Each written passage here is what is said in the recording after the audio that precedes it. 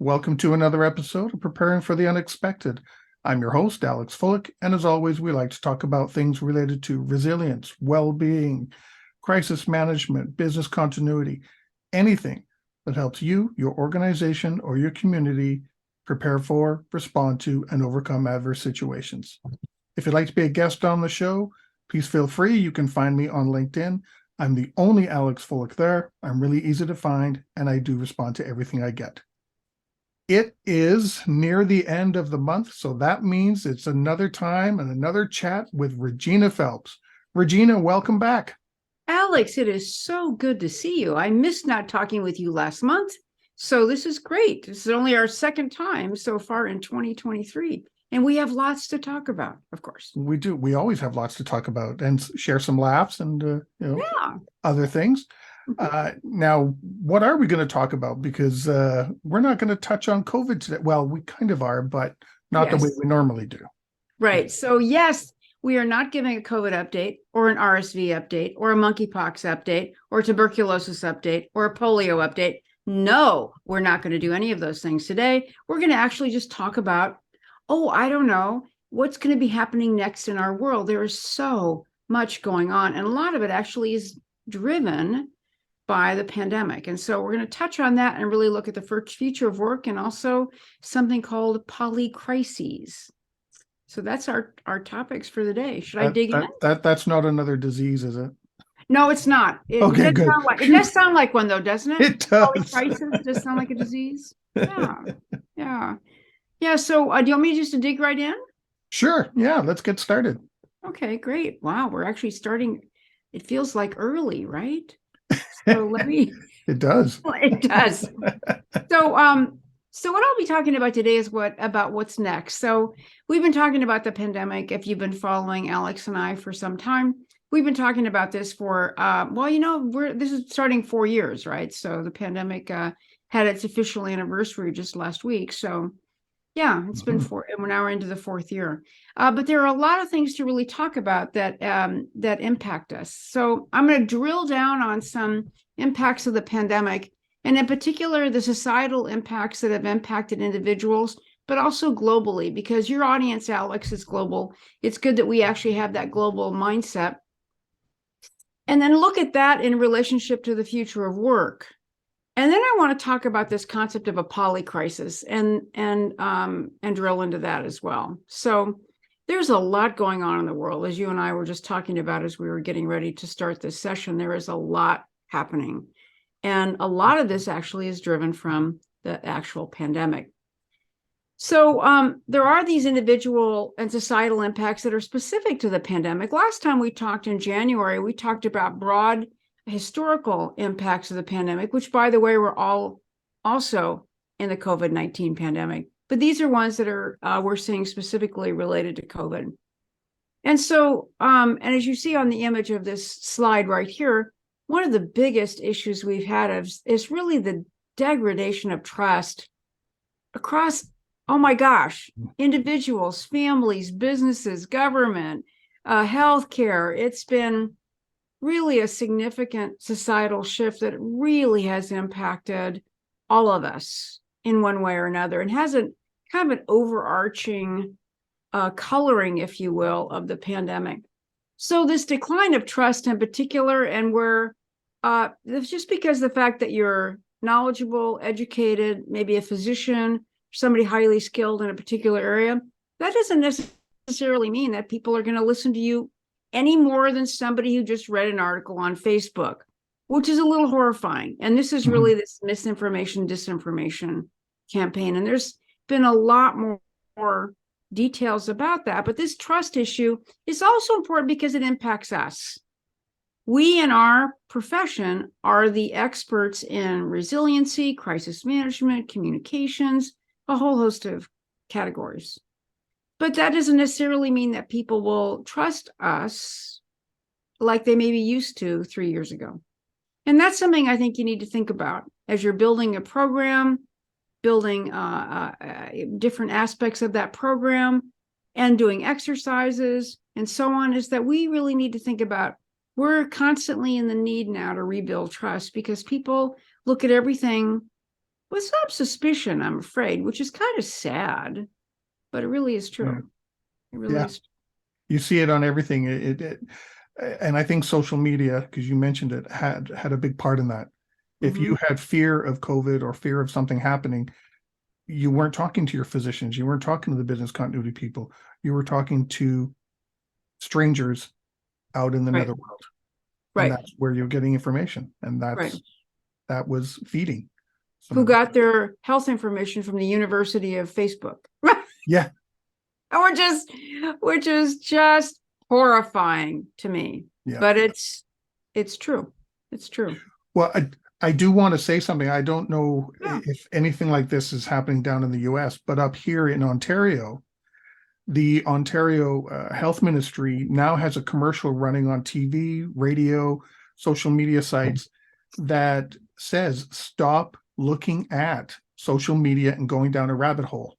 If you have a question about health, call, I think that, what is it, Telehealth or Health Ontario, and talk to someone with knowledge. Stop finding your information, online type thing. That's great. I'm glad to see that. I don't know if we're doing that here in the US, but I would hope so. That's important. Yeah.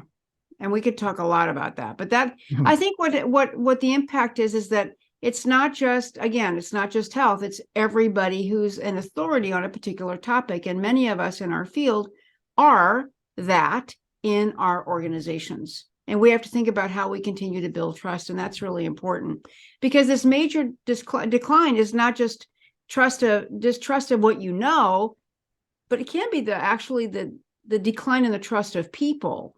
So they're not only doubting what you're saying because of whatever knowledge you might possess, but now they might also just generally distrust you. And that's also something that I think we have to think about in the kind of work that we do. What we do is, in our work, we need people to trust us in order to move forward.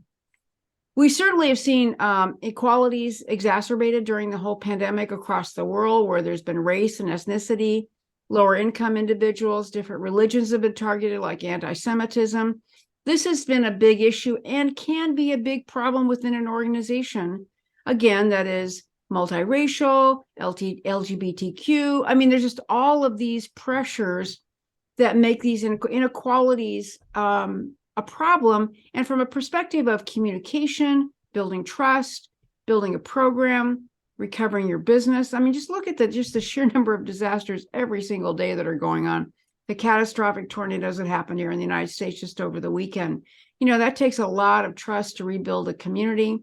And for those of your listeners who might be more on the emergency management side, that's the kind of things that they have to deal with every day. But businesses in those regions, rebuilding that trust is really important. And it doesn't help when politicians, and we won't go down this rabbit hole, they call it what is it, wokeism or something.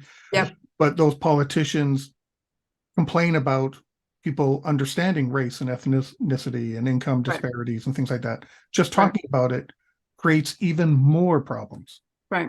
And there's certainly, I'm sure probably to some extent you might have some of this in Canada, but in the United States, we are on fire with that issue. And the wokeism is a great example, where if you ask most politicians who complain about it, can't even define it, but they put everything under that category. Which gets to the fourth issue, which ties in very nicely to your comment, which is the issue of political divide. The United States is the most polarized in my adult life I've ever seen, and that's 70 years. And it is really an issue where people, they present their whole life, their ideology is through this political lens. It's how people identify themselves. And it can be a problem in the workplace where you've got different individuals from different parties, and if they have to work closely on a project, there's an undercurrent there about what party you might be in or what your beliefs are and who you might vote for. And I've never seen this in my entire voting life here in the United States, and it's really scary and kind of horrifying at the same time. And a lot of that, of course, is driven by the thing that we've talked about a lot over the course of the pandemic, which is the misinformation, disinformation. And what I would say to you is that, again, misinformation are those things that are false information that's spread, but it's not intentional. where the disinformation is deliberately misleading or biased information that's actively spread. And you see that a lot on social media, a lot of that through both influencers who might have a certain belief system, but you see that a lot through bots.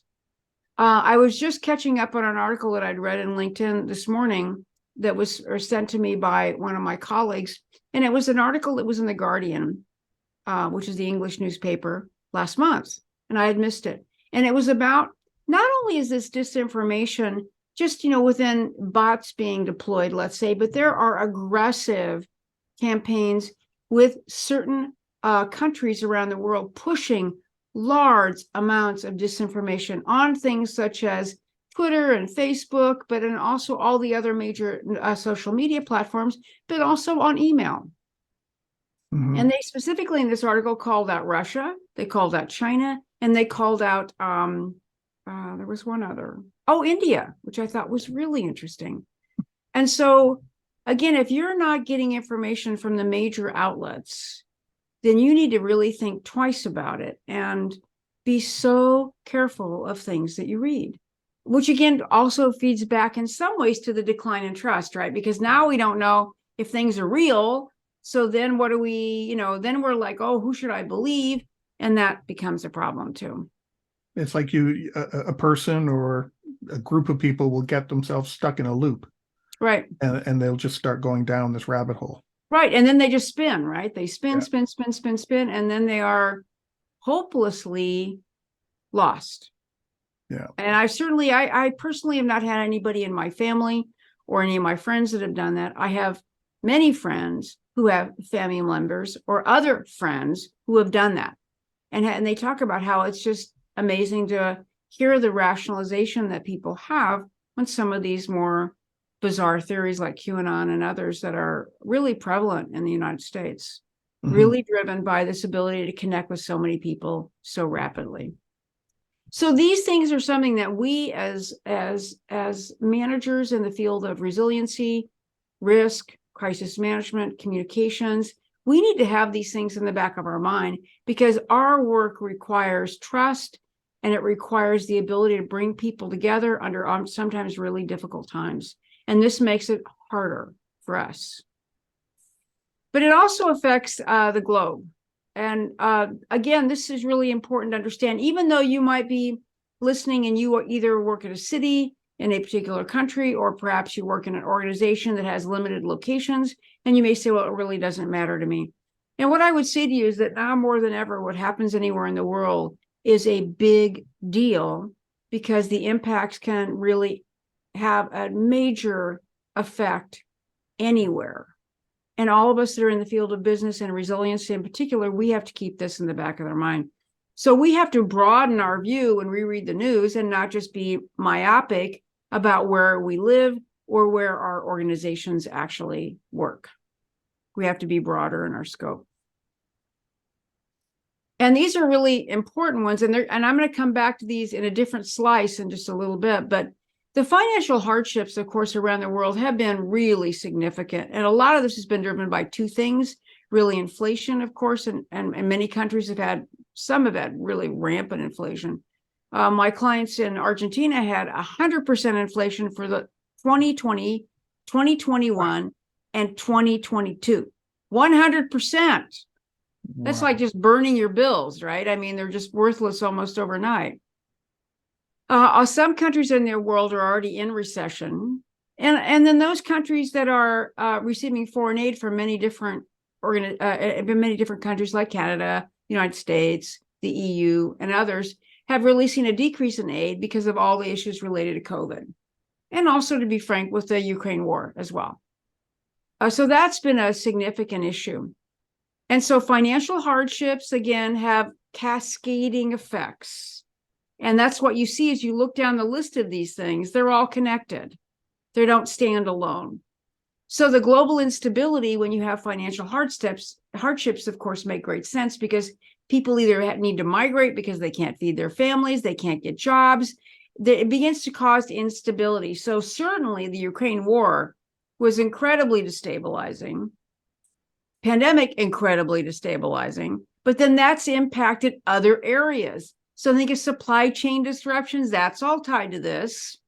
So it's all linked together. So we as resilience professionals cannot be myopic. When we read the news, we have to think more broadly, because you may think, oh, this doesn't impact me at all. And I would say baloney, both financially, both in supply chain issues, food distribution, food insecurity. These things impact everybody. Food insecurity is another related issue, and threats of famine, especially in Africa, which was hugely impacted by the war in Ukraine, because they get so many grain shipments. And you may say, well, again, this doesn't really impact me. Well, actually it does, because what happens is that then you start to have a lot of migration, and that has caused a huge destabilization of several regions in Africa that were actually doing fine before the pandemic. Now they are destabilized, and that means that those are also places where you might get supplies. You might get raw goods, or something that you use in your company might come from there. Not what you buy. It's not going to be necessarily the first thing on maybe a list of items, but it could be somewhere where it's super important. So you can't be so naive.